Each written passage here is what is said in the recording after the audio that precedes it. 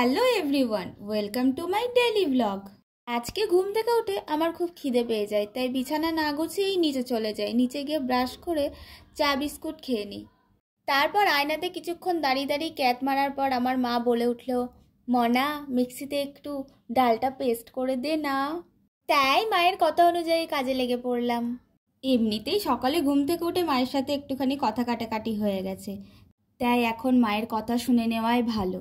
মা হ্যাপি, আমি হ্যাপি, গোটা সংসার হ্যাপি হ্যাপি।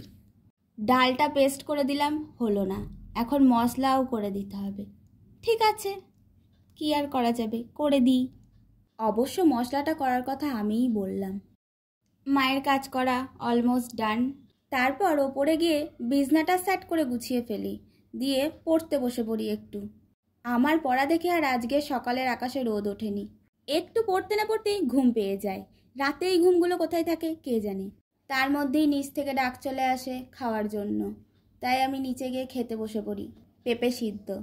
খাওয়া দাওয়া শেষ করে আমি রেডি হয়ে যাই, কারণ আমার মাথায় একটা কন্টেন্ট ঘুরছিল, সেটারই এখন ভিডিও শ্যুট করব। খুব জলদিই আসবে, তোমরা দেখতে পাবে। আমি এই রিং লাইট আর এই স্ট্যান্ডটা দিয়েই সমস্ত ভিডিও শ্যুট করে থাকি।